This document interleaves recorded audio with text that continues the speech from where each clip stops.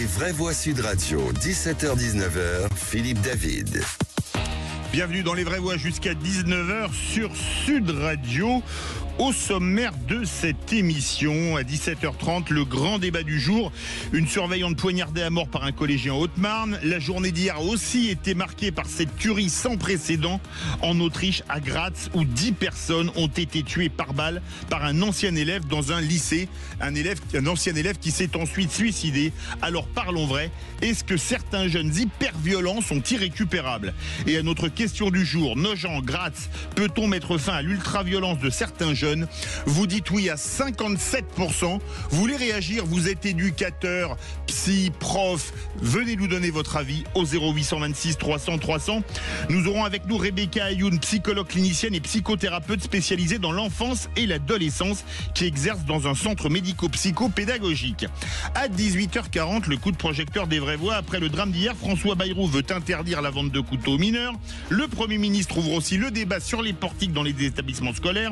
De son côté, Emmanuel Macron demande à interdire les réseaux sociaux aux moins de 15 ans. Alors parlons vrai, est-ce que ces mesures vous paraissent dignes de ce que vous attendez? À cette question, portiques, réseaux sociaux, interdiction de la vente de couteaux, les mesures annoncées sont-elles à la hauteur? Vous dites non à 97%. Vous voulez réagir? Le 0826 300 300. Nous aurons avec nous Igor Gankarzik, secrétaire général du syndicat de chefs d'établissement SNUPDEN FSU et principal d'un collège à Caen. Les vraies voix Sud Radio. Et nos vraies voix du jour, le président de l'Institut de la Parole. Bonsoir Philippe Bilger. Mon cher Philippe. Auteur de Me Too Much, publié aux éditions Heliopol. Vous êtes en forme? C'est exact. Nous avons un autre auteur de livres, Luc Gras, politologue, auteur de La démocratie en péril, que je m'empresse de vous montrer, avec une cravate absolument parfaite et un superbe bronzage. Bonsoir Luc Gras. Bonsoir Philippe. Ça Malheureusement, titre toujours d'actualité. Absolument. Et on retrouve également avec grand plaisir Jean-Christophe Couvi, secrétaire national du syndicat de police Unité MI, c'est ça? Oui, c'est ça, mais unité tout court. Unité tout court, aussi, oui. Et toujours avec une coupe de cheveux qui prouve que c'est un homme qui a du charme, qui est intelligent. Et... C'est ça. Vous êtes d'accord? Ah, moi je suis tout à fait d'accord. Les grands esprits se rencontrent. Rien de trop. Ça va sinon? Oui, ça va, impeccable. Oui, à part l'actu qui n'est pas franchement joyeuse. Tristouille, voilà. Nous sommes bien d'accord. Et notre auditeur du jour, c'est un nouvel auditeur. Direction une superbe ville, Aix-en-Provence. Bonsoir Lionel. Bonsoir. Bienvenue dans Les vraies voix. Alors, vous voulez pousser votre coup de gueule sur la dégradation des règles de courtoisie? Oui, c'est un sujet qui me tient particulièrement à cœur. Alors attendez, rapprochez-vous d'une fenêtre ou d'un autre endroit, parce que là on a un mot sur 5. Vous nous entendez? Allô? Lionel? Oui, vous m'entendez? Ah, là c'est bon, là c'est parfait. On vous écoute. Voilà. Donc, comme je disais, donc cette dégradation des règles de courtoisie, ce que j'appelle des fondamentaux que lorsque j'observe ce qui se passe aujourd'hui dans l'actualité, qui est loin d'être plaisant, il faudrait alors Lionel, on n'entend rien, on va recaler une ligne téléphonique, on vous garde évidemment pour le qui c'est qui l'a dit, on va prendre une autre ligne, mais je vais faire réagir les vraies voix. Est-ce que les règles de courtoisie, elles n'ont pas quasi disparu, Philippe Bilger? Complètement, et alors que même les plus élémentaires, pour ne pas parler des sophistiqués, on est frappé par ça. C'est-à-dire que le fait que le lien fondamental, sommaire qu'on peut avoir avec autrui, bonjour, bonsoir, merci, s'il vous plaît, n'est même plus respecté. Ça montre la dégradation d'une société, voire d'une civilisation. Luc Gras, oui. Non, mais tout à fait d'accord avec Philippe. En fait, la démocratie, il faut bien comprendre quelque chose. C'est pas quelque chose qui nous est donné, c'est quelque chose que l'on crée tous les jours. La démocratie, le démos, c'est le peuple qui est le roi, mais à condition évidemment d'en respecter les règles. Or, la démocratie a des exigences, des droits, mais aussi des devoirs. Et c'est bien triste qu'aujourd'hui, dans notre société, on oublie ces règles du jeu, en réalité. Oui. Et mais à notre époque, on avait, je me rappelle, ça fait vieille des cours de morale à l'école. C'est gentil de dire à notre époque, d'autant que vous avez parfaitement raison. Un exemple. Autrefois, quand on voyait une personne jeune du sexe féminin, on disait mademoiselle. Oui. Et maintenant, ils l'ont fait sauter. C'est terminé maintenant. Maintenant, oui. c'est madame. Donc, franchement, moi, je me vois à nos âges, cher Philippe, puisque vous avez largement divulgué la réalité de notre condition. Eh bien, quand vous parlez à une jeune fille et que vous deviez lui dire madame, c'est compliqué. Oui. Je trouvais que ça avait un charme fou de dire mademoiselle. Oui. Ça traversait l'esprit, évidemment, d'une innocence et de quelque chose de tourné vers l'avenir. Eh bien, aujourd'hui, c'est fini. Et plein de choses comme ça, tenir la porte à son voisin, ouvrir la porte à quelqu'un qui est en difficulté, ramasser le sac d'une petite... Quand une femme arrive... Dans le métro, plus personne ne se lève pour laisser une personne âgée. Jean-Christophe Couvi, vous constatez ça, vous, le policier? Oui, mais en fait, on revient tout à la racine, c'est-à-dire l'éducation, et il y a aussi la galanterie. Et aujourd'hui, on n'apprend plus la galanterie. Et moi, je prends le métro. Là, je suis venu en métro. Bah, écoutez, dans le métro, il y a que des Teletubbies. Ils ont tous leur casque, un peu comme vous là d'ailleurs.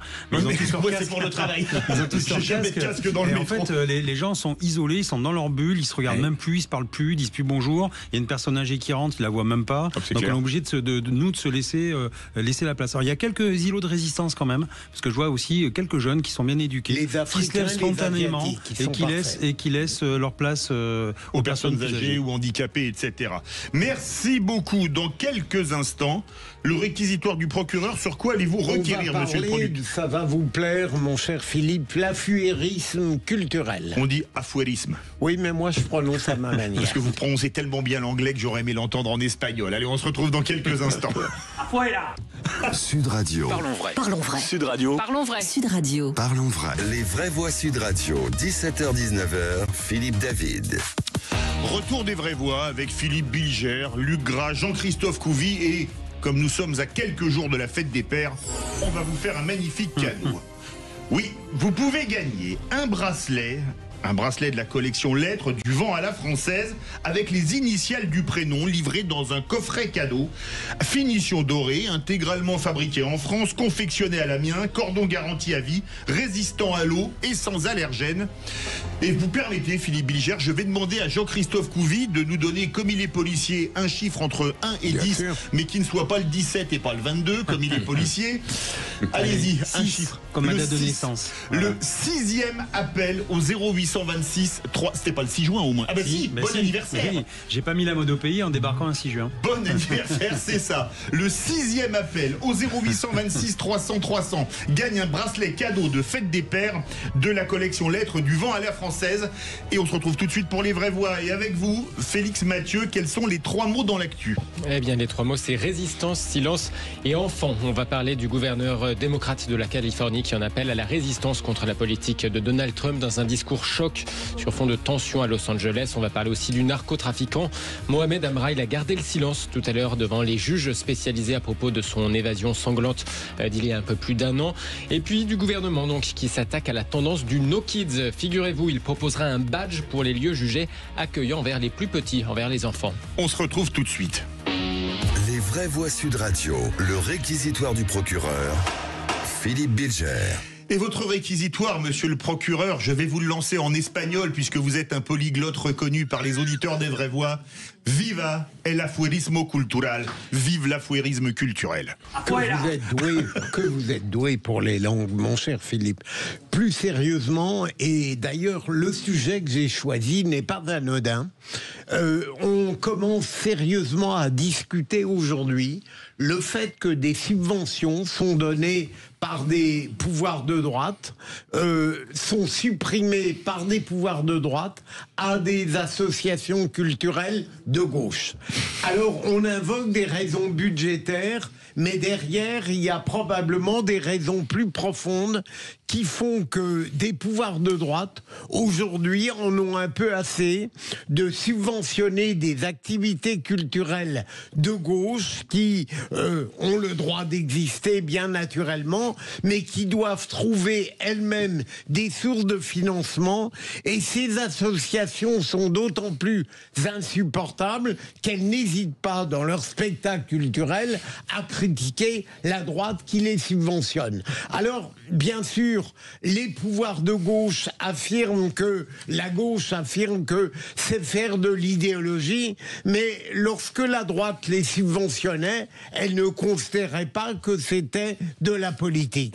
Donc je trouve que Christelle Morançais, David Lisnard... Alors Christelle Morançais, c'est la présidente Horizon de la région des Pays de Loire. Vous avez pour raison, le rappeler, tout qui le monde a le sait pas. commencé le premier mouvement dans ce sens-là, et David Lisnard qui a expliqué qu'il fallait ne plus subventionner les spectacles qui ne respectaient pas les valeurs républicaines. Je trouve qu'ils ont raison. Jean-Christophe Couvi. Écoutez, c'est l'argent public, et comme tout argent public, il doit être utilisé à des bons vecteurs. Et après, si c'est contre, j'allais dire effectivement l'État et l'ordre républicain, alors oui, je pense qu'il faut ne pas subventionner.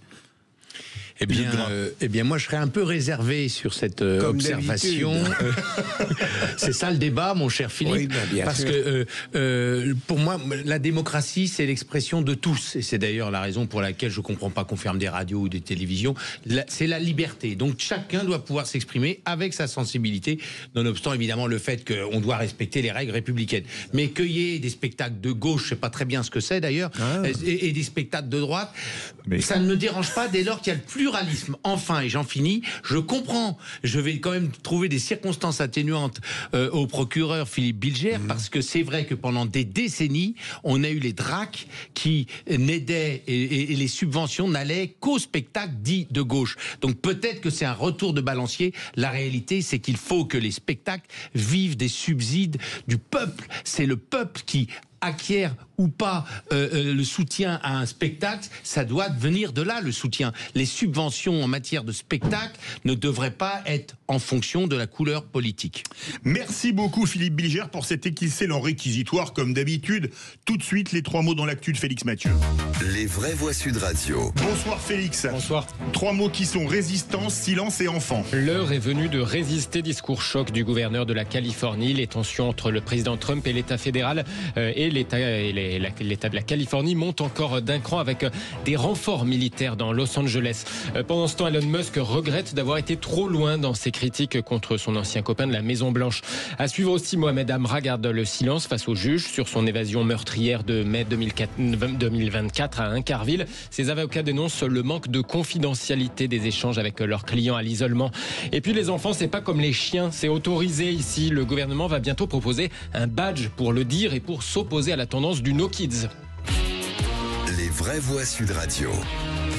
La montée en tension continue à Los Angeles sur fond de manifestations contre la politique migratoire de Donald Trump. Le président, scène rarement vue depuis des décennies, a déployé l'armée, 2000 nouveaux membres de la garde nationale et 700 Marines déployés. Situation face à laquelle le gouverneur démocrate de la Californie, Gavin Newsom, vient de tenir ce discours choc. Si certains d'entre nous peuvent être interpellés en pleine rue sans mandat d'arrêt, uniquement sur la base de soupçons ou de la couleur de peau, alors aucun de nous n'est en sécurité. Les régimes autoritaires commencent par cibler les personnes les moins à même de se défendre, mais ils ne s'arrêtent pas là. La Californie est peut-être la première, mais ça ne s'arrêtera clairement pas ici. D'autres États seront les prochains. La démocratie est la prochaine. La démocratie est attaquée sous nos yeux. Ce moment que nous redoutions est arrivé. L'État de droit cède de plus en plus la place à l'État de Donald. Les pères fondateurs n'ont pas vécu et ne sont pas morts pour ce moment. Il est temps pour nous tous de nous redresser. L'heure est venue de résister, a ensuite lancé le gouverneur démocrate de la Californie. Pendant ce temps, et ça paraîtrait presque anecdotique, sachez qu'Elon Musk, lui, est en proie à... Oui, le patron de Tesla regrette d'avoir été trop loin dans ses mots suite à sa rupture avec Donald Trump. Il l'a écrit sur X. C'est vrai que sous-entendre que son ex-ami de la Maison-Blanche était impliqué dans les affaires sexuelles de Jeffrey Epstein, c'était quand même le signe d'une grosse colère, on va dire, entre eux.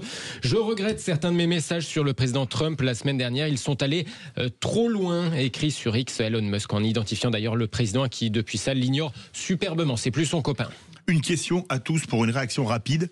le président qui envoie les Marines dans l'État de Californie, le gouverneur de l'État de Californie qui dit qu'il est contre et qu'il faut résister, est-ce que les États-Unis sont pas au bord de l'implosion? Parce que ça pose quand même question. En même temps, je trouve ça tout à fait normal. Qu'on aime ou qu'on n'aime pas Donald Trump, ça n'est pas un tiède dans la politique qu'il mène. Ça, c'est clair. Et de l'autre côté, je trouve parfaitement naturel que le président démocrate s'oppose et résiste. C'est pas le président encore, hein, oui, cher Philippe. Hein. Pour l'instant, c'est le gouverneur. Mais un gouverneur aux États-Unis a beaucoup de pouvoir. Hein. Ce qui est très important, c'est qu'il faisait partie des 2 ou 3 qui pouvaient être susceptibles de reprendre le leadership chez les démocrates. Oui. Il a saisi l'occasion, première occasion, il a saisi. Désormais, Newsom est l'un vraiment des probables leaders du Parti démocrate. Jean-Christophe Couvi. En fait, on se rend compte qu'en France, on a une police qui est spécialisée justement dans le maintien de l'ordre. Aux États-Unis, ils n'ont pas cette culture du maintien de l'ordre. Eux, c'est tout de suite du rétablissement de l'ordre. Et quand ils font du MO, entre guillemets, c'est avec maintien de l'ordre, MO. Ouais, enfin, MO, c'est maintien de l'ordre. Oui. Eux, c'est avec des manches de pioche et pas dans la douceur. Et on envoie des Marines. Donc voilà, nous encore une fois, il faut faire attention à la Constitution. Et là-dessus, il faut faire très attention. Effectivement, on ne peut pas aller dans la rue comme ça, en France, et interpeller des gens sur la base de soupçons, de couleur de peau ou autre chose. Il faut que, effectivement, la Constitution là-dessus est bien claire et on doit respecter la loi. Deuxième mot, Félix, silence. Mohamed Amra n'a pas répondu au juge sur son évasion meurtrière de mai 2024 à Incarville. Le narcotrafiquant avait été extrait par le GIGN de sa prison de Condé-sur-Sarthe. Et hier, aujourd'hui, les magistrats de la juridiction nationale de lutte contre le crime organisé le questionnaient sur cette évasion sanglante au cours de laquelle 2 agents pénitentiaires avaient été abattus à Incarville. Et durant 3 heures, Mohamed Amra n'a pas répondu, explique ses avocats. Maître Benoît David dénonce notamment le manque de confidentialité dans ses échanges avec son client qui se trouve à l'isolement. Il ne peut absolument pas nous téléphoner librement quand il veut, à la différence de tous les autres personnes qui peuvent être mises en examen dans certains dossiers. Il ne peut pas à ce moment-là, échanger avec ses avocats sur le dossier, parler avec ses avocats comme tout justiciable doit pouvoir le faire.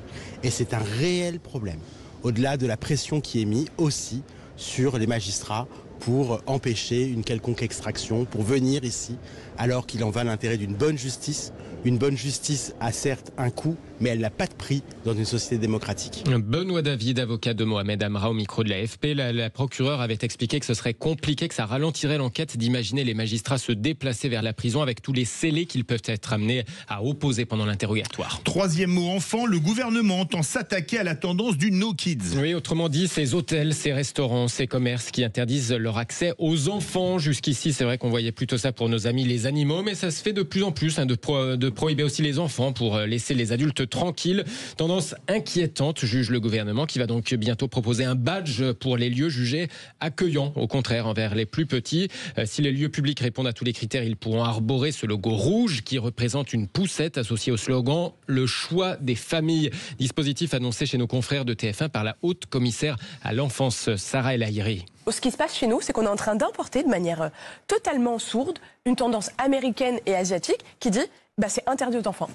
Non, on est en France, en fait c'est pas notre tradition, on est un pays qui au contraire porte les familles dans leur diversité, les défendent. On passe notre temps matin, midi et soir à dire voilà, il faut une société bienveillante. Concrètement, ça passe d'abord par une expertise juridique pour dire quelle va être la réaction et les réponses, mais de l'autre côté, par un engagement une mobilisation, elle est pro-kids, en très bon français. C'est-à-dire qu'il dit bienvenue aux familles, bienvenue aux enfants. Et dès le 5 juillet, les familles pourront proposer sur une plateforme en ligne les lieux, musées, commerces qu'elles ont trouvés pro-kids, c'est-à-dire bienveillants vers les enfants. Les parents pourront proposer de leur attribuer ce label « Le choix des familles ». Merci beaucoup Félix Mathieu. Dans un instant, violence scolaire. Une surveillante tuée au couteau en Haute-Marne et en Autriche à Graz. 10 morts dans une fusillade dans un lycée. Alors parlons vrai. Est-ce que certains jeunes hyper violents sont irrécupérables? Et à cette question, Nogent, Graz, peut-on mettre fin à l'ultra-violence de certains jeunes? Vous dites oui à 55%. Avec nous, Rebecca Ayoun, psychologue clinicienne et psychothérapeute spécialisée enfance et adolescence qui exerce dans un CMPP, centre médico-psychopédagogique. Bonsoir. Bonsoir. Question cash, réponse cash. Est-ce que les jeunes d'aujourd'hui sont plus violents que ceux d'hier? Alors, on a envie de dire oui parce que les faits sont très médiatisés quand il y a un fait de violence, mais c'est surtout que la violence arrive de plus en plus jeune et de plus en plus tôt. Vous voulez réagir? Le 0826 300 300, on se retrouve tout de suite avec les vraies voix. Sud Radio. Sud Radio. Parlons vrai. Parlons vrai. Sud Radio. Parlons vrai. Les vraies voix Sud Radio, 17h-19h, Philippe David. Retour des vraies voix avec Philippe Bilger, Jean-Christophe Couvi et Luc Gras.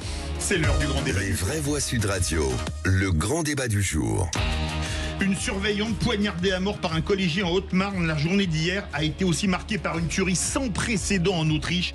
10 morts dans un lycée de Graz par un ancien élève qui s'est ensuite suicidé. Alors parlons vrai, est-ce qu'une répression plus dure est le là à donner en premier? Et à cette question, Nogent, Graz, peut-on mettre fin à l'ultra-violence de certains jeunes? Vous dites oui à 57%, donc vous êtes quand même plutôt optimiste. Vous êtes éducateur, vous êtes enseignant ou vous l'avez été, venez nous donner votre avis au 0826 300 300. Avec nous, Rebecca Ayoun, psychologue clinicienne et psychothérapeute spécialisée en enfance et adolescence qui exerce dans un centre médico-psychopédagogique. Rebonsoir. On va faire un tour de table. Philippe Bilger, vous, en tant que magistrat, est-ce que vous avez vu une jeunesse dériver avec le temps ? Non, mais je vais répondre en tant que citoyen, si vous le permettez, et j'espère que ça n'est pas contradictoire avec le magistrat. Moi, ce que je note tout de même, c'est que on peut agir sur les conditions sociales externes, extrinsèques. On peut régler un certain nombre de problèmes dans les établissements, dans les universités. Veiller, par exemple, autant que possible, c'est possible, à interdire les couteaux. On peut faire en sorte que la sécurité publique soit assurée au maximum.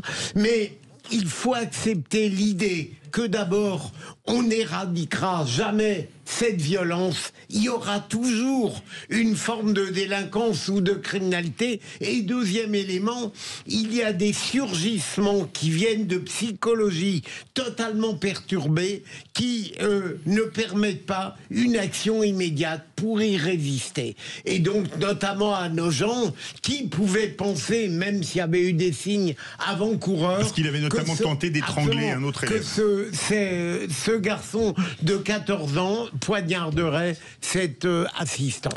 L'avis du policier, Jean-Christophe Couvi. Le policier, lui, qu'est-ce qu'il constate et ses collègues constatent quoi? Qu'effectivement, les jeunes aujourd'hui ont une violence en eux qui est désinhibée, de plus en plus jeune, effectivement. Les causes, j'aimerais bien qu'on s'y intéresse plutôt qu'aux conséquences. Or, le politique, souvent, se fixe sur les conséquences et pas les causes. Moi, ce que je vois aujourd'hui, c'est qu'on a une partie de nos enfants qui sont élevés, j'allais dire, par des algorithmes et par des influenceurs. C'est les réseaux sociaux. Il n'y a pas de prisme, ils n'ont pas le recul nécessaire. Ils consomment de la vidéo, du TikTok, etc., qui leur picore le cerveau. Et à un moment donné, ils sont dans leur chambre, dans leur bulle. Et vous, en tant que parents, vous parlez plus le même langage qu'eux. Il y a le langage qu'on parle avec eux à table. Où on peut se comprendre, et dès qu'ils sont dans leur chambre avec leurs amis, là on comprend plus rien parce qu'il y a des algorithmes, etc. Regardez d'ailleurs la série Adolescence, c'est vraiment révélateur, et en fait on se voit que nous on est très vintage et on comprend plus ces générations. Vous êtes d'accord, vous le politologue Luc Gras? Moi je pense qu'on peut mettre fin à l'ultra-violence, d'abord en reprenant tout l'aspect éducation, ça c'est clair que c'est à ce moment-là, c'est en amont qu'il faut agir, et probablement renvoyer les parents à leur rôle de parents. Moi j'ai autour de moi plein de parents où on leur dit, leurs enfants de 10 ans, il est super bien élevé et la garantie qu'il ne sera jamais un délinquant. Comment se fait-il? Tout simplement parce qu'ils ont été cadrés avec des limites. Premier point. Pour ceux qui sont hors limite, qui n'ont pas de parents, qui sont là, etc., il y en a malheureusement beaucoup, à ce moment-là, il ne faut pas hésiter, il faut faire de l'encadrement avec, pourquoi pas par l'armée ou des choses comme ça, mais qu'on cadre. L'important c'est le cadre. Deuxième chose, il faut changer de braquet au niveau des sanctions. Une fois qu'ils ont dérapé, la première sanction doit être la bonne pour qu'ils n'aient plus envie de retourner faire des bêtises et commettre des délits. Donc vous voyez, deux choses, éducation revigorée, sanctions affirmées. Rebecca Ayoun, alors là vous avez vraiment une synthèse à faire entre la sanction, les réseaux sociaux et tutti quanti. On vous écoute religieusement. Énormément de choses très intéressantes ont été dites, mais il faut faire très attention avant tout à rappeler qu'on ne naît pas violent, on le devient. La violence n'est pas une fatalité et on ne doit pas la décrire comme telle. La violence n'est pas un diagnostic, c'est un symptôme. Et un symptôme, ça vient dire quelque chose. Ça vient dire, en général, quand il ne s'agit pas de troubles sévères graves du comportement, mais en tout cas, ça vient dire qu'il y a une détresse psychique avant tout. Et cette détresse psychique-là, c'est ce que vous dites, il faut absolument essayer de comprendre les causes et non pas forcément les conséquences. Mais je crois que les causes, elles sont vraiment autour de ça et autour de ce qui crée cette détresse psychique-là, parce que quand on grandit dans le vide, eh bien, on est en détresse psychique intense. Moi, je reçois au CMPP des jeunes de 6-7 ans. Centre médico-psychopédagogique, je le rappelle. Oui, pardon. Des jeunes de 6-7 ans qui sont dans des troubles graves du comportement. Très jeunes. Ils n'ont que 6-7 ans. Ils n'ont que 6-7 ans. C'est quoi des troubles graves du comportement à 6-7 ans? On n'est plus dans l'enfant turbulent de l'époque. Hein. C'est vraiment... Celui qui était hyperactif, qui courait dans tous les sens, qui jetait ses jouets, etc. Ouais, ça, c'est désuet. Aujourd'hui, c'est des enfants qui sont dans une opposition chronique à l'autre et à l'autorité et à l'adulte, et dans une impulsivité qui est abyssale. C'est une impulsivité permanente. Donc, si vous voulez, aujourd'hui, ces troubles-là... Mais avec les adultes comme avec leurs camarades de classe? Oui, en fait, l'autre n'existe plus vraiment. On n'a plus de lien avec l'autre. Enfin, l'enfant n'est plus vraiment en lien avec l'autre. D'abord, les rapports sont très vite déshumanisés et en effet, avec une société où on est saturé en images et où les jeunes sont en permanence connectés, donc ils sont hyper connectés, mais plus trop finalement à l'humain. Il n'y a plus vraiment d'interaction avec l'être humain, et ça c'est ce qui est terrible, et on les voit à 6-7 ans en effet en étant hyper connectés, donc ils vont réagir à des sons, à des téléphones, à des musiques, mais ils ne réagissent pas forcément à l'interaction humaine qu'ils ne comprennent pas. En fait, c'est vrai, on ne parle plus exactement leur langage, mais c'est aussi des enfants qui n'ont pas construit la capacité de penser avant d'agir. Aujourd'hui, on est dans des familles qui sont tellement désorganisées, avec de telles carences qui sont parfois de la négligence, et qui devient parfois de la maltraitance, que du coup, c'est des systèmes éducatifs qui sont totalement défaillants, et les jeunes sont dans des détresses immenses. Philippe Bilger, ma chère Rebecca, si vous le permettez, dans la mesure où vous êtes une spécialiste, je vais me faire un plaisir de vous, non pas de vous contredire, je n'aurais pas cette présomption, mais peut-être de vous demander si vous ne vous facilitez pas un petit peu le raisonnement. Parce que l'avocat général que j'ai été, et je ne l'appliquais pas à ces mineurs-là, ça me permettait de considérer qu'il y avait une minorité d'êtres qui n'étaient pas devenus méchants, mais qui l'étaient d'origine, et au sujet desquels toute espérance s'était perdue. Et que donc, il demeurait un mystère insondable dans certaines personnalités, et je pense par exemple à celle de nos gens. Et est-ce que vous ne croyez pas que d'une certaine manière, vous êtes optimiste puisque vous dites qu'on devient méchant, comme s'il n'y avait pas une malfaisance d'origine chez quelques-uns? Eh bien, on devient violent. En revanche, attention, j'écarte tout ce qui est troubles psychotiques et troubles psychiques sévères. C'est vrai que il va y avoir des enfants qui naissent malheureusement avec des troubles psychiques sévères, des troubles graves du comportement, mais des troubles psychiques avant tout. Et là, en effet, on est sur un autre débat. Mais je crois que face à certains faits de violence, et je ne parle pas précisément de ce qui s'est passé là à Nogent ou en Autriche, parce que je sais pas, il n'y a pas eu de bilan, il n'y a pas eu encore d'évaluation psychique, et on ne sait pas finalement quels sont les symptômes de ces jeunes-là. Mais en tout cas, il ne faut pas oublier qu'il n'y a pas que des troubles psychiques sévères pour expliquer la violence ou pour expliquer certains comportements déviants. Il y a aussi le fait de devenir violent comme sortie de secours, comme moyen d'exister, parce qu'on n'a rien trouvé d'autre. Et qu'aujourd'hui, il n'y a plus d'espace pour la parole. Il n'y a plus d'espace pour ces jeunes, dans le sens où les espaces de soins sont saturés. On a des métiers qui sont dévalorisés. Il n'y a pas vraiment de moyens, ni pour agir en prévention, ni pour les aider concrètement. Donc c'est très difficile pour eux. Les écoles sont totalement débordées, ces familles sont totalement carencées et démunies. Donc c'est très difficile aujourd'hui d'offrir des espaces à cette parole pour offrir un moyen de penser les choses et non plus agir avant de penser. C'est fou, comme j'ai envie de vous donner raison. Jean-Christophe Couvi, la parole est à la police. La violence, on le voit, souvent il y a trois leviers. C'est le levier culturel, environnemental aussi, parce que dans un environnement hyper violent, vous devenez violent pour exister, pour survivre. C'est pas le cas a priori de nos gens. Et les expériences négatives de la vie qui vous construisent aussi. Là, nos gens, ça fait partie, donc ça a gratté, mais Il faut voir aussi s'il n'y a pas eu des petits artefacts un peu en amont. On aurait pu repérer quand même que ce gamin avait eu des déviances. Quand on tente d'étrangler un copain, ça c'est pas fréquent. Donc en fait, il y a eu déjà des petites alertes. Bon, après, nous on voit deux sortes entre guillemets de délinquants. Il y a le délinquant qui choisit plus ou moins sa vie, c'est par rapport avec, par exemple, les agresseurs d'Elias, où là, la justice les connaissait, la police les connaissait, on n'a pas pu stopper justement cette progression délinquante, où ils sont surconnus. Et à côté de ça, on a quelqu'un qui passe en dessous de la ligne de flottaison, qu'on n'a pas vu arriver, ou alors on n'a pas su décoder, y compris dans sa famille, justement, ces petits moments qui auraient dû nous alerter. Voilà, et ça, nous, on le voit. En revanche, effectivement, ces gamins, et il y a des gamins aujourd'hui, ils sont à vif, c'est des centrales nucléaires qui explosent en 10 secondes. Et ils sont capables d'être très calmes et d'un seul coup de péter des câbles. Et effectivement, ils ne savent même pas ce qu'ils font. Et en fait, il manque d'empathie. Et c'est ça qui est terrible. C'est pour ça qu'on a mis des cours d'empathie. Alors, vous allez répondre à notre ami Jean-Christophe Couvi.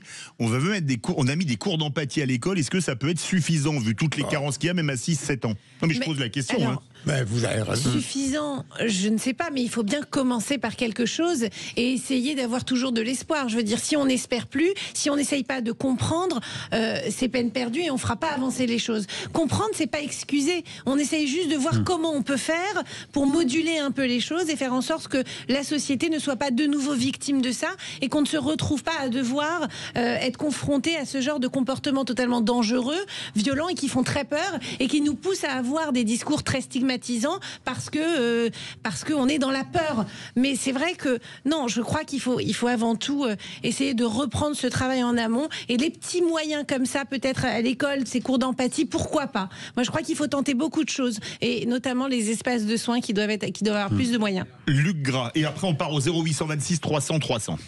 Moi qui ai parlé de sanctions, je suis tout à fait d'accord avec l'idée qu'il faut aussi parler de la détresse. C'est-à-dire que, en fait, il faut marcher sur ses deux jambes. C'est-à-dire qu'il y a d'un côté des aides, il faut quand même poser la question. Je ne partage pas l'analyse de... On est toujours sur ce... Moi, il me dit toujours que je suis positif. Mais je ne partage pas l'idée qu'un enfant qui naît, il est déjà complètement négatif, etc. Je crois vraiment, il n'y a qu'à voir le travail que font les psychologues. C'est très impressionnant quand vous regardez le travail des psychologues qui prennent des enfants dans un état moi j'en connais qui étaient vraiment négatifs, destructeurs, suicidaires, qui voulaient tuer leurs parents. Et après quelques entretiens avec des psychologues qui leur ont ouvert la porte à la parole, eh bien ces enfants-là se sont rétablis et ont repris le droit chemin. Donc moi je crois que c'est très important. Dans notre société, on ne prend pas assez le temps de regarder d'où viennent les gens pour essayer d'aller mieux. Enfin, un point positif sur Emmanuel Macron. Pour une fois, c'est qu'il a hier, lors de son intervention, parlé des réseaux sociaux. Et moi qui ai des enfants en bas âge, 10 et 12 ans, je vois les méfaits des jeux vidéo qui suscitent de l'agressivité sitôt qu'on leur dit c'est fini, t'as déjà fait 1 heure de jeu, des enfants qui sont par ailleurs admirables mais qui sont en colère parce qu'on leur arrête, et puis tous les réseaux sociaux, toute cette violence qui fait notre quotidien, qui incontestablement dans les esprits faibles nourrit des vocations de tueurs. Alors Rebecca, moi je me rappelle mon fils, alors il a jamais été violent, avait un jeu qui s'appelle, je vais pas le citer d'ailleurs, où vous choisissiez, c'était la guerre, vous choisissiez entre un FAMAS, un M16, une Kalachnikov, un R15, vous voyez lequel je veux dire. Est-ce que quand même, avec des scènes vraiment, mais d'une réalité, le type qui prend une rafale, est-ce que des jeux comme ça, ils perturbent la psyché des enfants? Mais à partir du moment où la violence est banalisée, c'est dramatique. Et même si c'est dans un jeu, la violence est banalisée et donc c'est dramatique. La violence ne doit pas être banalisée, et vous connaissez ma position sur l'utilisation des écrans chez les tout petits, chez les petits et même chez les moyens. C'est à bannir. Vous connaissez mon positionnement là-dessus. C'est pas possible. Et c'est vrai que de toute façon, dès lors qu'on banalise la violence, c'est dangereux. On part au 0826 300 300 direction Aix-en-Provence. Bonsoir Lionel. Oui, bonsoir. Alors, quel est votre point de vue dans ce domaine? Mon point de vue est un petit peu comme la situation elle-même. Le point de vue est complexe. Je crois qu'il faut essayer de trouver il y a beaucoup d'aspects qui entrent en jeu.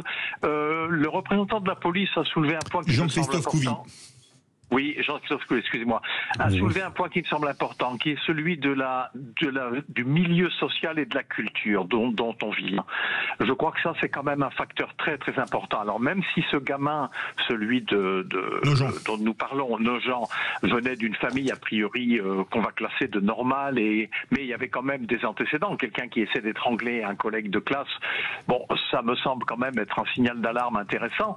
Mais il est clair aujourd'hui qu'il y a des rupture de société. Il y a surtout, et c'est ce que je voulais dire au départ et je n'ai pas pu, il y a une perte des fondamentaux. Il y a une perte absolue des fondamentaux.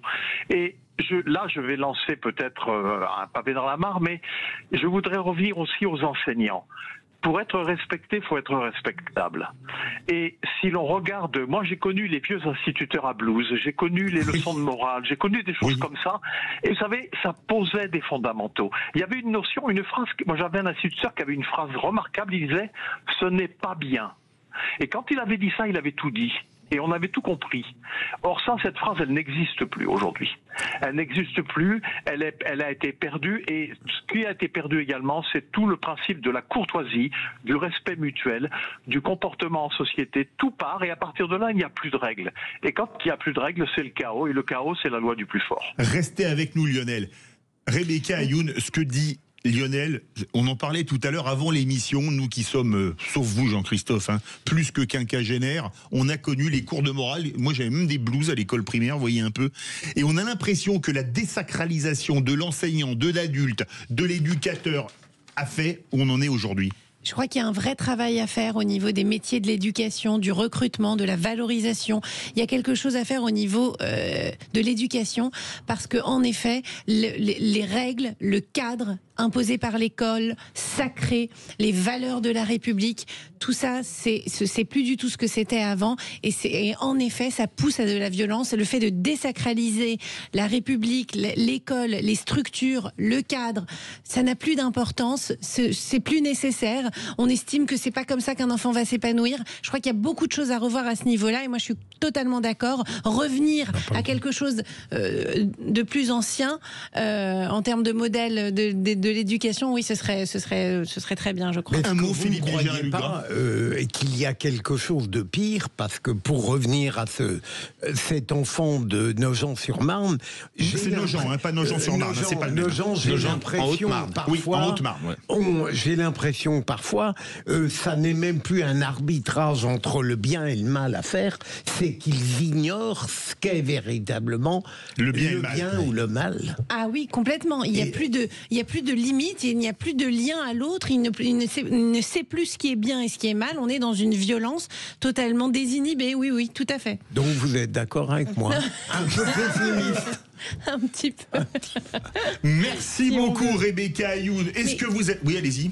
Attention, à 13 ans, si on est capable d'une telle violence, quand même, c'est qu'il y a beaucoup d'adultes, 14 ans, c'est qu'il y a beaucoup d'adultes qui ont failli bien avant. Que ce soit au sein du corpus familial que du corpus pédagogique, à 13 ou 14 ans, si on est capable d'une telle violence, on doit se poser aussi pas mal de questions en tant qu'adulte. On peut vous faire une proposition, faire le qui c'est qui l'a dit avec nous. Alors c'est tellement compliqué que si vous réussissez, vous faites oublier Freud dans tout ce qui est psychiatrie, psychanalyse, psychothérapie. Eh bien écoutez, vous restez avec nous. Lionel, vous êtes d'accord pour que Rebecca Ayoun reste avec nous? Alors, écoutez, moi, je n'ai aucune objection, d'autant plus que dans cet exercice, je ne vais certainement pas être le plus brillant. Donc, Et bien on se retrouve tout de suite. Sud Radio, c'est vous qui donnez le ton. Merci de donner la parole, et vous êtes une radio engagée. L'information est pertinente. Sud Radio, parlons vrai. Les vraies voix Sud Radio, 17h-19h, Philippe David. Retour des vraies voix avec bien évidemment Philippe Bilger, Jean-Christophe Couvi, Luc Gras, et c'est l'heure du qui c'est qui l'a dit. Les vraies voix Sud Radio, le quiz de l'actu. Alors, on a un problème de ligne avec Lionel, donc on va faire le quiz de l'actu avec les vraies voix, plus Rebecca Ayoun qui nous a fait la gentillesse de rester avec nous.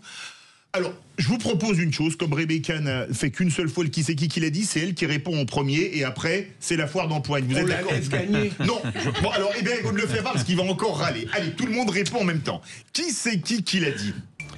Qui c'est qui l'a dit sur la fonction publique? Trop de bureaucrates tue l'infirmier et le policier.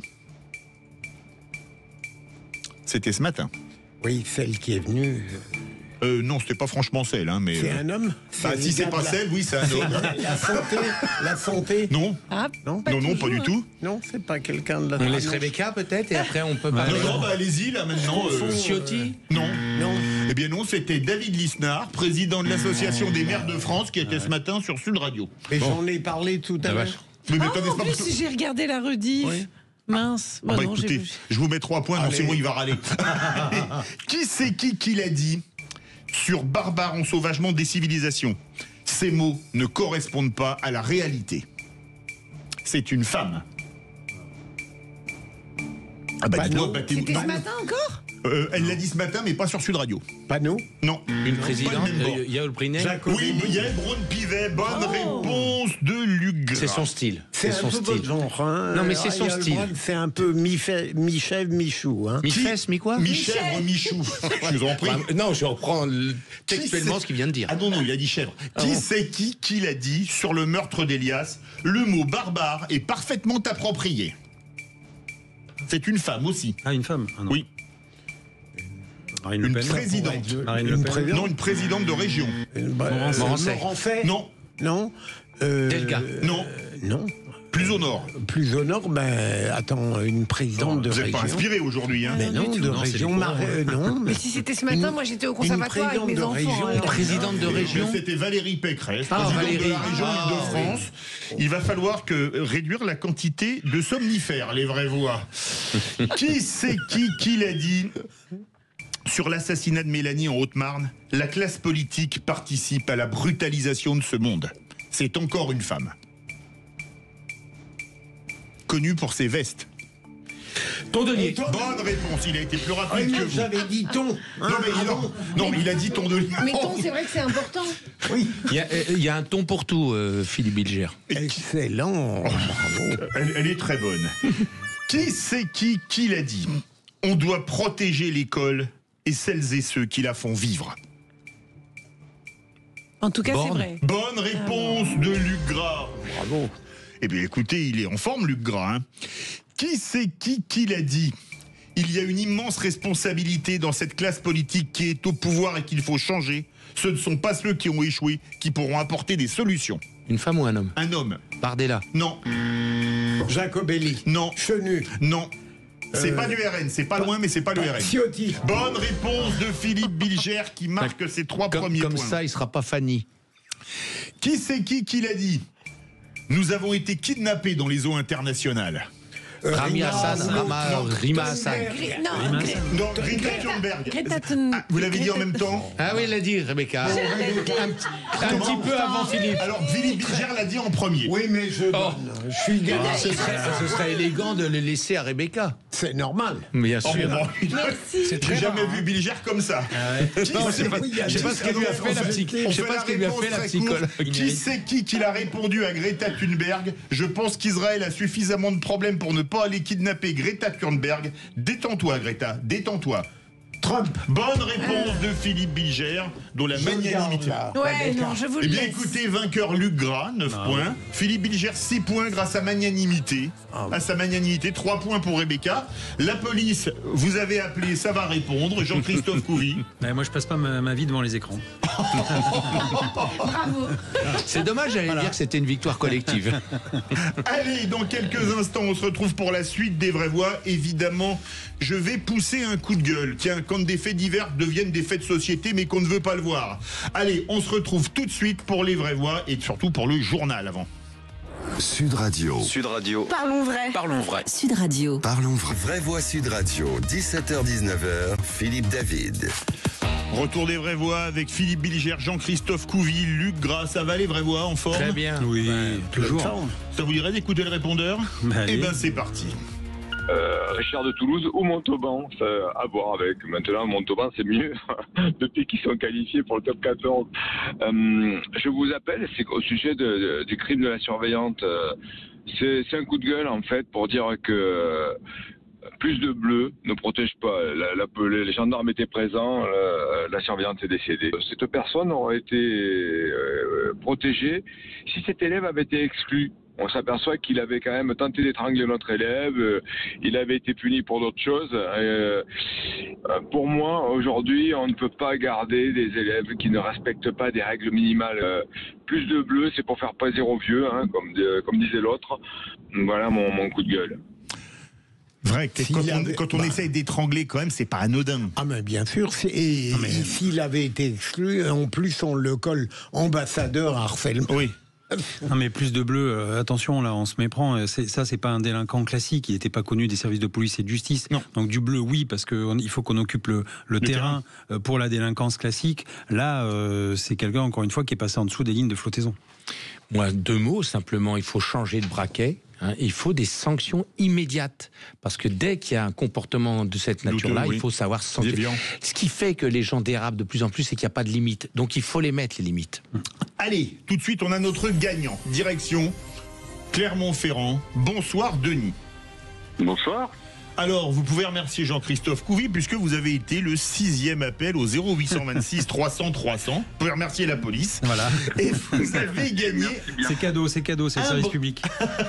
Un bracelet, c'est avec Sud Radio et c'est la collection Lettres du Vent à la Française.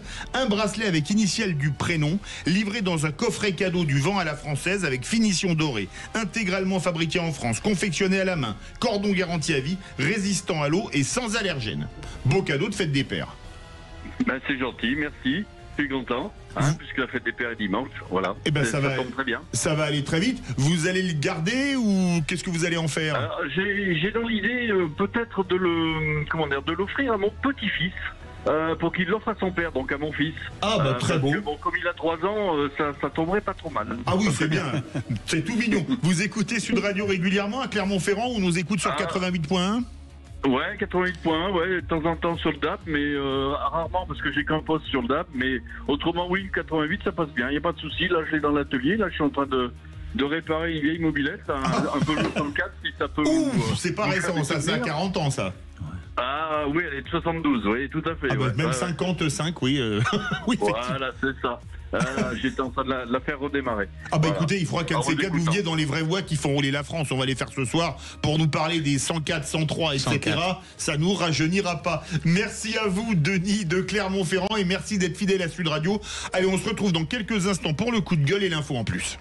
Sud Radio. Sud Radio. Parlons vrai. Parlons vrai. Sud Radio. Parlons vraie voix Sud Radio. 17h-19h, Philippe David. Retour des vraies voix avec Philippe Bilger, Jean-Christophe Couvi, Luc Gras dans quelques instants. L'info en plus, Félix. Avec l'intelligence artificielle au service du droit, figurez-vous. On peut maintenant discuter avec une intelligence artificielle qui vous donne des conseils juridiques. On va la tester. On sera avec le fondateur aussi de Legisto. Les vraies voix Sud Radio. Comme d'habitude, je vais remettre le clocher au milieu du village, un village qui s'appelle Nice, préfecture des Alpes-Maritimes. Pourquoi Nice? Parce que c'est là qu'hier soir, le président de la République a donné une interview dans laquelle il a répondu en écho à ses propos sur les faits divers tenus le week-end dernier dans la presse quotidienne régionale. On ne peut pas vivre dans une société où on passe d'un fait divers à l'autre. Qui brainwash? Certains de vos collègues, faut bien le dire. Donc, selon le président de la République, certains médias parleraient trop des faits divers. Des faits divers qui, si on regarde leur nombre, ne sont plus des faits divers, mais des faits de société.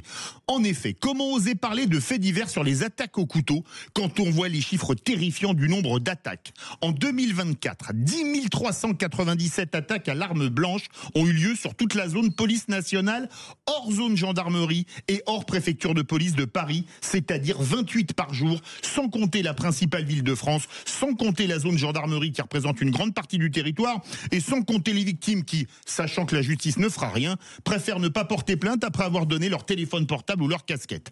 On comprend d'ailleurs facilement que le président de la République n'ait pas envie qu'on parle de ce qu'il appelle avec condescendance des faits divers, quand on voit son bilan en termes d'insécurité au bout de 8 ans de mandat, puisque c'est sous Emmanuel Macron que le nombre d'homicides a battu tous les records. On est en effet passé de 926 personnes tuées en 2016 à 1186 en 2024. Un nombre d'homicides qui explose d'année en année. Ce ne sont pas des faits divers, mais un fait de société, ne lui en déplaise. Des chiffres dramatiques pour lesquels les gardes des Sceaux, nommés par Emmanuel Macron, ont une part de responsabilité. On pense en particulier à la césure pénale pour les mineurs instaurée par Nicole Belloubet, une césure pénale qui a coûté la vie à Elias après un entraînement de football, car si cette césure n'avait pas été mise en place, ces deux tueurs n'auraient pas été libres de racketter et de tuer. On évitera aussi, pour ne pas être désagréable au chef de l'État, de parler de son bilan économique, puis puisque selon Amélie de Montchalin, sa ministre des Comptes publics, la France n'est pas à l'abri, après 8 ans de macronisme, de tomber sous la coupe du FMI. Peut-être veut-il, comme l'a dit Delphine Ernotte, la patronne de France Télévisions, qu'on ne représente pas la France telle qu'elle est, mais telle qu'on voudrait qu'elle soit.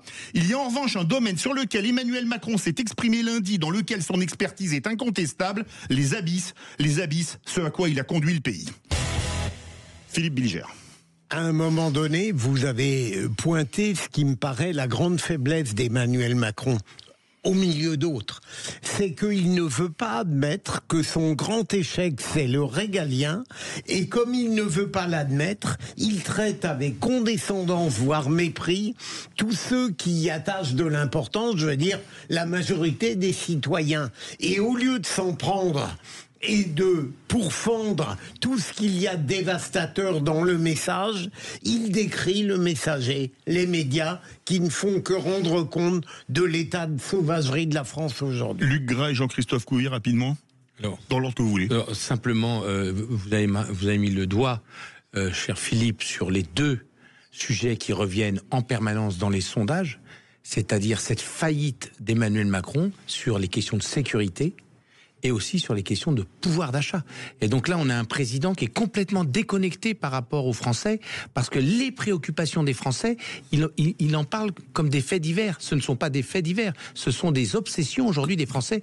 2 Français sur 3 sont aujourd'hui, quel que soit le spectre politique, quelle que soit la sensibilité politique, disent que ce sont des sujets de préoccupation majeure.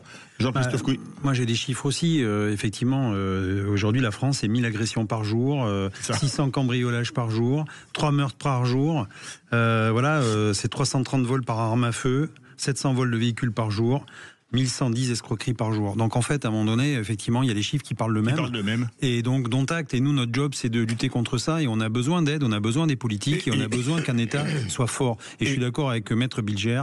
Le régalien, c'est les piliers de la République, c'est le pilier de notre pays. Et si on faiblit là-dessus, effectivement, tout s'écroule. Et nous, notre job, c'est de décrire la France telle qu'elle est et pas telle qu'on voudrait qu'elle soit. Félix Mathieu, l'info en plus.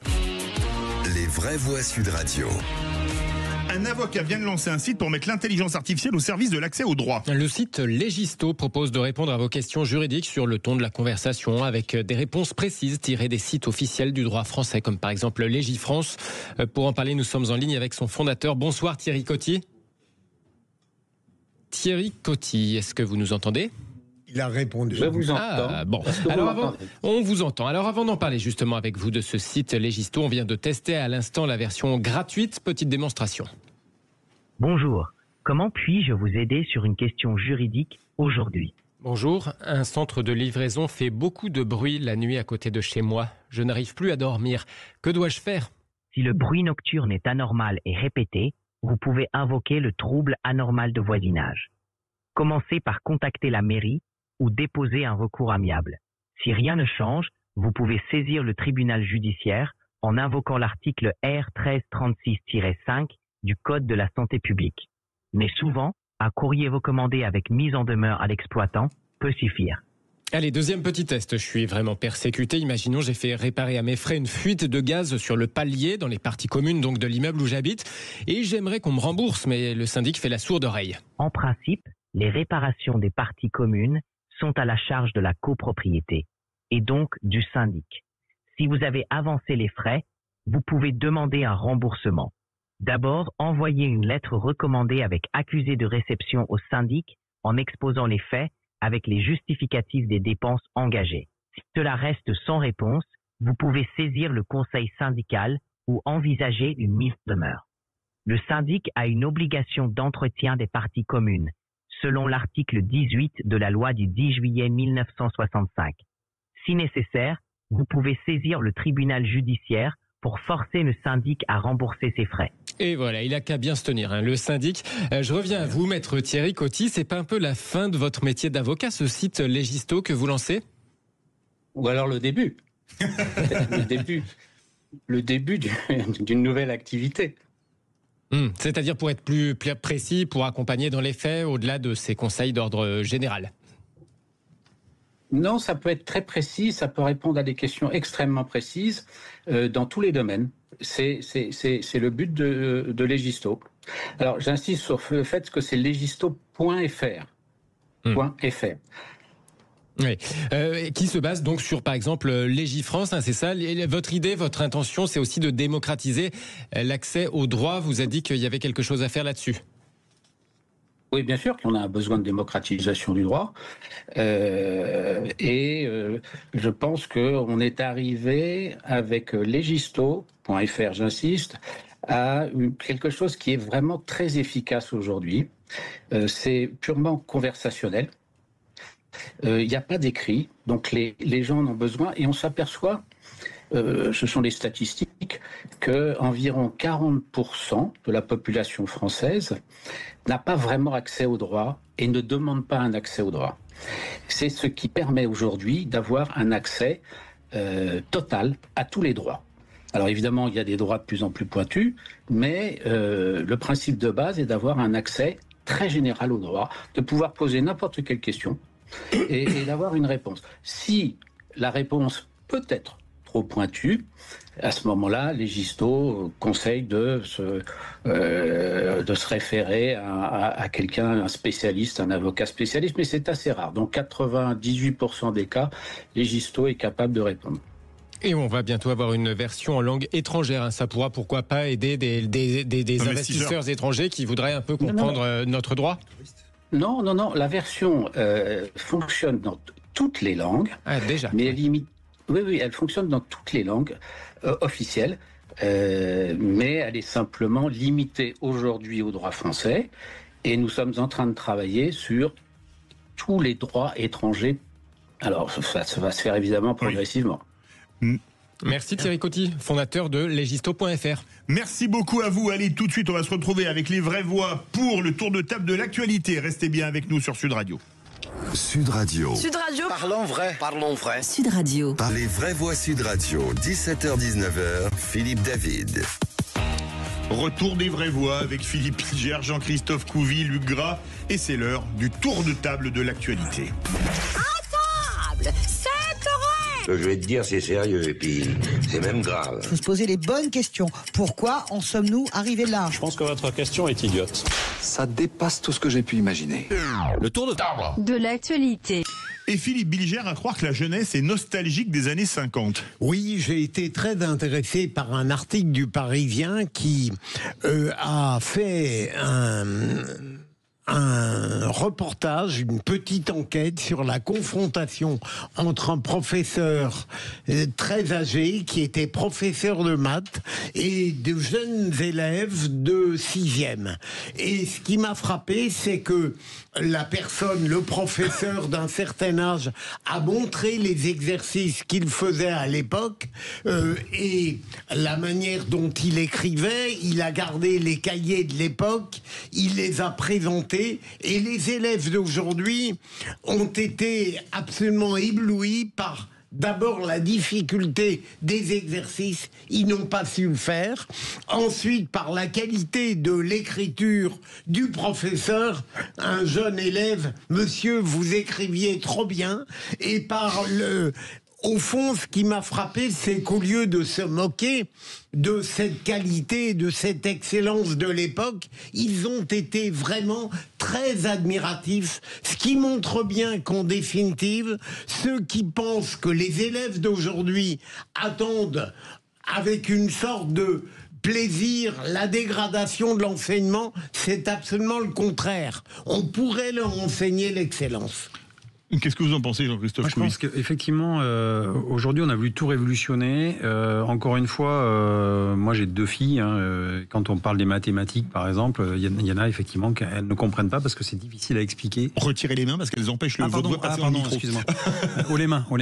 Donc effectivement, oui, c'est compliqué. Et avant, on avait des méthodes qui nous paraissaient assez simples. Et encore une fois, on veut toujours soi-disant simplifier, mais on complexifie. C'est compliqué. Enfin, voilà, moi, des fois, je ne comprends même pas vraiment les matières qui sont enseignées à nos jeunes aujourd'hui. Il n'y a pas de consistance. Je m'y retrouve pas. Voilà, j'ai du mal. L'histoire, elle n'est pas chronologique, par exemple. On apprend des séquences, on saute d'une époque à une autre. Enfin, il y a des choses que j'arrive pas trop à comprendre dans cette éducation aujourd'hui. Luc Gras. Excellente contribution de Philippe Bilger. l'excellence, c'est un moteur pour tous, et notamment pour les jeunes. Combien de fois j'ai rencontré des jeunes, effectivement, où quand on leur présente du qualitatif, ils sont attirés par cela. Donc, finalement, ça interpelle plutôt les adultes. C'est-à-dire que nous sommes dans une société où nous ne proposons plus de l'excellence aux jeunes. Et donc, eux ne sont pas le problème. Le problème, c'est l'émetteur. C'est-à-dire que c'est la responsabilité des adultes de proposer de l'excellence. Partout où il y a de l'excellence, il y a des jeunes volontaires pour s'y rallier. Votre tour de table, tiens, à la fin du Sacré en 2025, Luc Gras. Alors, c'est pas complètement éloigné de ce que venait de dire Philippe Bilger. Moi, ce qui me frappe en cette année, c'est que effectivement, on pourrait dire que 2025, c'est finalement l'aboutissement de la fin du Sacré. On a eu en effet des temps par le passé tragiques, la Deuxième Guerre mondiale, la Première Guerre mondiale, avec des barbaries atroces, et en particulier avec bien sûr le nazisme, à la sortie de la guerre des règlements de compte qui n'ont pas été non plus très beaux, puis la reconstruction abracadabrantesque, comme aurait dit Jacques Chirac, de la société française avec des banlieues horribles, on a parqué des populations qu'on a fait venir pour travailler, bref, il y a à chaque fois de l'humain qui est oublié, et puis on est arrivé en 68, et 68, qu'est-ce que c'est d'autre que sous les pavés, la plage, mais il y a surtout la déconstruction, c'est le père adultérin de la situation actuelle, c'est 68, c'est-à-dire la liberté de tout faire et finalement de ne rien faire. Et puis on est arrivé dans la période la plus récente avec ces horreurs des islamistes qui ont tué sauvagement des innocents. En Ukraine, les centaines de milliers de morts pour rien, qu'ils soient russes ou qu'ils soient ukrainiens. Bref, la vie humaine n'a plus la place sacrée qu'elle devait avoir par le passé. À partir de là, et pour comment s'en sortir, eh bien, je crois qu'on a tort de dire que la République se suffit à elle-même. La République sans âme, c'est la mort de la civilisation et de la société. Et par conséquent, je milite pour réhabiliter du sacré, sans perspective, sans vision. Comment voulez-vous que embarquer la société, les citoyens et les jeunes vers un avenir plus radieux? Et c'est dans votre livre La démocratie en péril. Vous voulez réagir, Philippe Bilger? Juste un mot, c'est très intéressant, Luc, mais je me demande mais on n'aura pas le temps de trancher, si c'est vraiment la fin du sacré, ce que vous décrivez le sacré si bien. de l'humain. Le sacré. Je ne parle pas du sacré au sens philosophique, je pense le sacré, l'humain. Cette phrase forte qui dit que la dignité de la personne humaine est au cœur de notre civilisation. Vous êtes d'accord avec ça? Oui, parce qu'aujourd'hui la crise du monde moderne, je pense qu'on le doit aussi à la nouvelle religion qu'est le matérialisme, et en fait on oublie complètement l'être humain. C'était Balou, un grand philosophe, Balou dans le livre de la jungle, qui disait il faut savoir satisfaire du nécessaire. Et aujourd'hui en fait on peut plus satisfaire du nécessaire parce que justement on crée des besoins sur des besoins sur des besoins. Et en fait c'est une soif de besoin tout le temps, et dès qu'on a assouvi un besoin il en faut un autre. C'est la course après le matérialisme, et à un moment donné, on va payer cash, et notamment on a cassé ces traditions, toutes les sociétés de tradition, les sociétés où on faisait le bonheur d'un peuple. Aujourd'hui c'est fini, on n'a plus d'idéaux. Et votre tour de table, c'est sur le rapport du Conseil d'orientation des retraites. Exactement. Alors demain, c'est le syndicaliste qui parle. Oui, parce que demain, il y a le corps, le Conseil d'orientation des retraites, qui doit remettre un rapport et qui a fait fuiter, comme souvent d'ailleurs, des propositions en disant qu'on va droit dans le mur en 2070 et qu'il va falloir bientôt travailler jusqu'à 66,5 ans. Alors franchement, je pensais qu'en 2023, on nous avait vendu le fait que c'était la mère des batailles et des réformes, que ça avait tout changé. Et aujourd'hui, en train de nous vendre qu'il va falloir encore travailler plus longtemps. Juste une chose, c'est qu'il faut savoir aujourd'hui que c'est pas un problème de dépenses, c'est un problème de recettes, les retraites. C'est-à-dire qu'aujourd'hui, quand vous avez une personne sur deux qui part à la retraite, cette personne, ce senior, soit ne travaille pas, c'est-à-dire qu'il est au chômage, soit il est en arrêt maladie ou longue maladie. En même temps, il y a un problème d'emploi des jeunes aujourd'hui. Et il y a aussi l'égalité homme-femme. Si on fait aujourd'hui l'égalité homme-femme dans le privé comme dans le public, on récupère plusieurs milliards d'euros. Donc en fait, on arrive à trouver de l'argent si on veut vraiment se donner la peine. Et moi, ce qui me navre, c'est qu'on prend toujours le levier de l'âge en disant il faut travailler plus parce que les pays à côté travaillent plus. Alors vous comprenez, il faut travailler plus. Moi, ce qui est important de voir, c'est l'espérance de vie en bonne santé.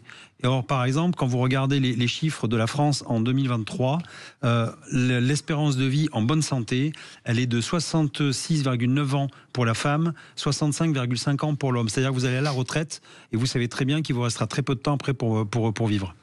Un mot, Luc Gras. Moi, je suis d'accord pour dire que le prisme exclusivement mathématique sur les retraites est une catastrophe.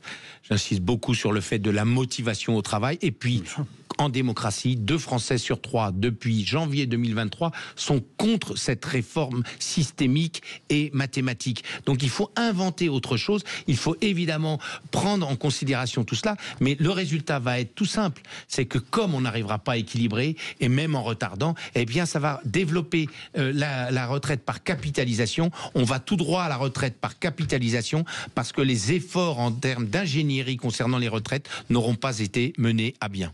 Un mot, Philippe Bilger, rien du tout sur la retraite. Moi j'attends le rapport, il doit arriver bientôt, cette réunion, mais où des syndicats importants ont déjà quitté le conclave. Donc le conclave, voilà.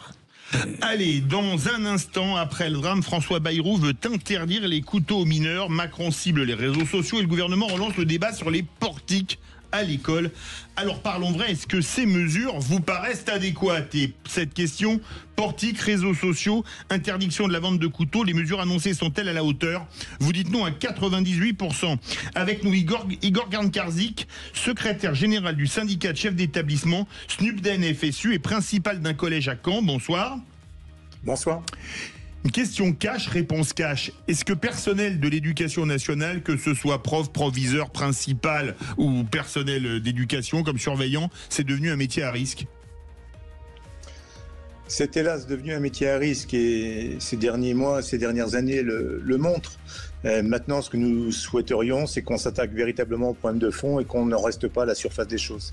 Allez, vous êtes enseignant, vous êtes professeur ou vous êtes professeur en retraite, venez témoigner au 0826 300 300. On se retrouve tout de suite avec les vraies voix. Sud Radio, votre avis fait la différence. Vous êtes une super radio, vraiment, vous êtes la radio du moment. Continuez, c'est super. Sud Radio, parlons vrai.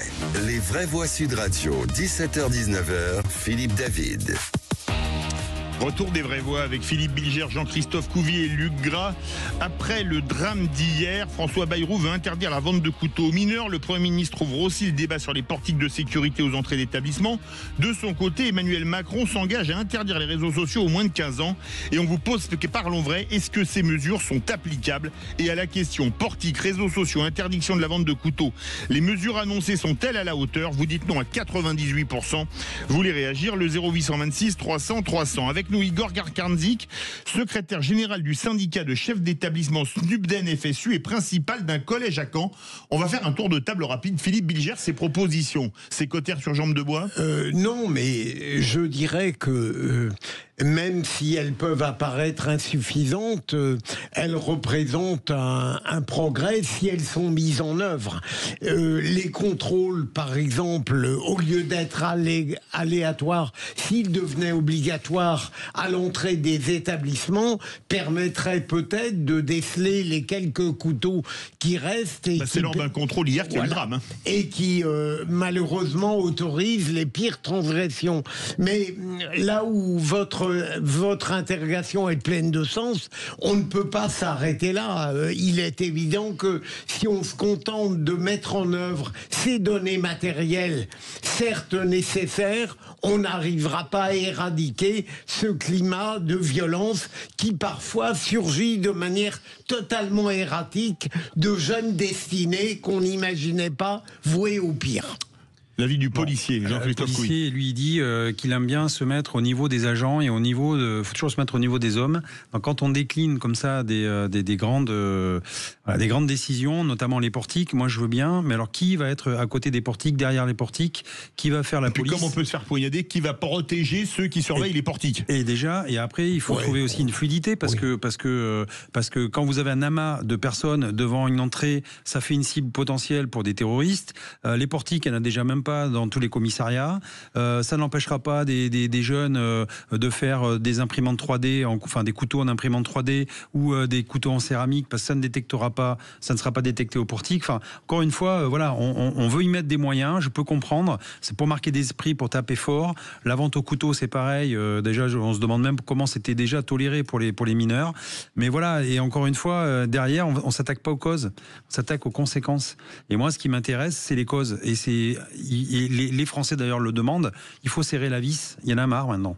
Luc Gras. Je trouve que les portiques sont très emblématiques. les portiques sont signe qu'il y a un malaise. Au lieu de soigner le malaise, on va mettre des portiques, ça réglera jamais le malaise.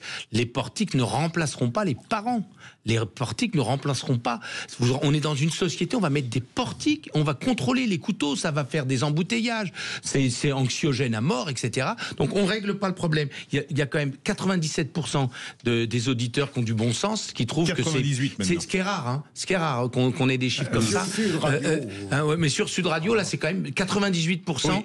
Eh bien, c'est du bon sens que évidemment, ça n'est pas satisfaisant. Par contre, je trouve que le président de la République, quand il a parlé des réseaux sociaux et des malheurs que génèrent les réseaux sociaux, il a totalement raison, mais je me pose la question de l'application. Comment peut-on interdire aux jeunes de moins de 15 ans d'aller sur les réseaux sociaux ? Si les parents font un truc, ça, je comprends pas comment on peut faire. Sur le fond, il a raison, mais sur la forme, je sais pas comment on fait. Igor Garkarzik, en écoutant cet inventaire à l'après-vert entre les réseaux sociaux, les portiques et la vente des couteaux, alors ça, il y a des couteaux à la maison, hein, pour couper la viande, le pain ou autre chose. Est-ce qu'on n'est pas un peu dans un monde parallèle ? On est dans un monde de la communication. Oui. La première réponse des politiques, et on voit bien, n'est pas une réponse de fond, n'est pas une réponse globale, mais une réponse pour communiquer un soir suite à un drame qui nous a tous affligés. Ce dont on a besoin, c'est de s'interroger effectivement sur les causes. Ce dont on a besoin, c'est de réponses de fond. On a besoin de personnel pour s'occuper de la jeunesse. Et quand je dis personnel, je pense aux infirmières scolaires, je pense aux assistants sociaux, je pense aux associations avec lesquelles on a l'habitude de travailler, les médecins scolaires qui sont absolument absents de nos établissements, tous ces éléments qui font vraiment sens. L'autre point qui paraît essentiel, c'est que ces mesures, si elles peuvent paraître intéressantes sur un coup de com' à très court terme, quelle image donnent-elles de l'institution et quel rapport entraînent-elles entre l'institution scolaire qu'on essaye de protéger et la jeunesse qui vit effectivement mal pour une part d'entre elles ? Philippe Ligère veut réagir. Comment dirais-je, je ne peux qu'approuver votre propos, mais est-ce qu'il n'a pas la faiblesse de ne pas répondre aux dangers immédiats et qui se multiplient au sein des établissements ? Vos propositions renvoient à du très long terme, mais comment faire dans l'immédiat lorsque des actes sont commis et totalement atroces ? Mais par rapport à votre réflexion, je prendrai qu'un exemple. La mise en place des référents sécurité mentale dans les établissements. Ce n'est qu'un pansement, une demi-journée, une journée de formation pour des personnels pour les sensibiliser. Ça ne remplacera jamais, bien évidemment, des personnels compétents qui sont de moins en moins nombreux dans les établissements. L'intervention, je ne sais pas si c'est le procureur qui est intervenu tout à l'heure, pour signifier que le jeune ne souffrait pas de troubles psychologiques. Mais quand on entend la description qu'il en fait, un jeune plongé sur les réseaux, plongé dans les images morbides, qui n'est pas capable d'empathie, qui n'est pas capable de recourir, est-ce que ce n'est pas là le signe il est de même de troubles psychologiques ? Et on voit qu'il faudrait qu'on s'accorde déjà sur l'état du monde, sur l'état et la définition des mots, pour engager ces choses-là. Ce n'est pas en répondant au coup par coup qu'on va pouvoir protéger réellement.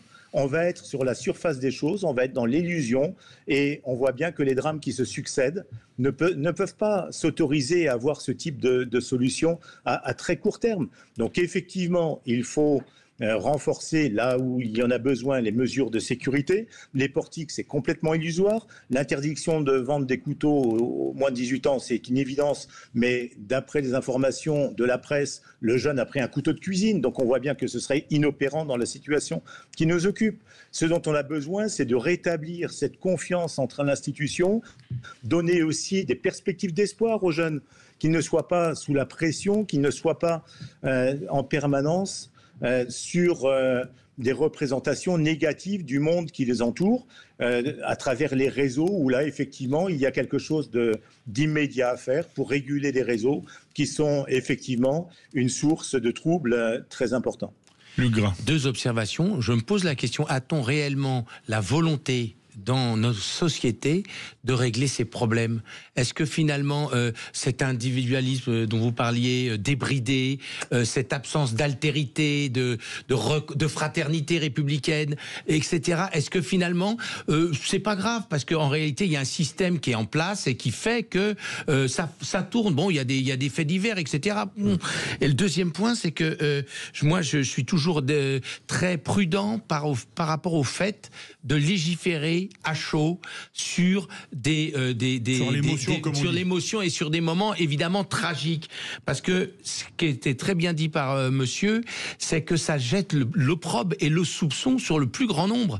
Et dans ce pays, il faut arrêter de légiférer en fonction d'une minorité agissante extrêmement détestable, et ça met le doigt et ça montre du doigt la grande majorité des citoyens qui, eux, ne se comportent pas ainsi. Vous imaginez que tous les enfants de France vont voir leur sac contrôlé au portique, tout ça parce que des fous furieux, quelques barbares, ont fait des actes absolument incommensurables. Mais on marche sur la tête. La société, elle doit être organisée et on doit légiférer pour le plus grand nombre, et on doit mettre à l'écart les quelques brebis galeuses. Igor Gan-Karzik. Je suis tout à fait d'accord avec ce qui vient d'être dit, parce qu'on oublie souvent une grande partie de la jeunesse qui, elle, est porteuse d'espoir, qui, lorsqu'on la place dans des situations stimulantes, dans des situations de mise en projet, dans des situations décentes d'enseignement, lorsqu'ils peuvent vraiment se projeter et qu'ils voient d'une manière positive leur avenir, on voit qu'ils sont capables de faire de grandes choses. La minute de silence qui a été décidée par Madame la Ministre demain, et pour honorer la mémoire de la collègue décédée et pour rappeler toutes ces valeurs, 99,99% des élèves seront en accord avec les valeurs qui seront témoignées pendant cette minute de silence. Ça, il ne faut pas qu'on l'oublie. Maintenant, quand on regarde l'état de notre système éducatif, et en ce moment, par exemple, on reçoit nos dotations en assistants d'éducation, de nombreux établissements ont une baisse de moyens. Et le vrai problème, il est là. C'est que nos infirmières scolaires qui étaient à plein temps dans les établissements du second degré il y a quelque temps, aujourd'hui, sont sur plusieurs établissements, sont sur les collèges, sur les lycées, sur les écoles, sur des temps partagés. Les psychologues de l'éducation nationale ont vu leur temps de présence en établissement réduit, alors que ce sont les premières personnes qui sont capables de déceler des jeunes qui ne vont pas bien. Et c'est là-dessus qu'il faut qu'on agisse. Mais effectivement, la jeunesse, très très très majoritairement, est une belle jeunesse dans une société qui, par elle-même, est violente. Merci beaucoup Igor Gan-Karzik, secrétaire général du syndicat de chefs d'établissement SNUPDEN FSU et principal de collège à Caen. Merci beaucoup les Vraies Voix, merci Philippe Bilger, merci Jean-Christophe Couvi, avec plaisir. Merci Luc Gras. Tout de suite, vous retrouvez les incontournables de la gestion de patrimoine avec Thomas Binet, et juste après, les Vraies Voix qui font rouler la France avec votre Jean-Marie Bordry et votre serviteur. À tout de suite.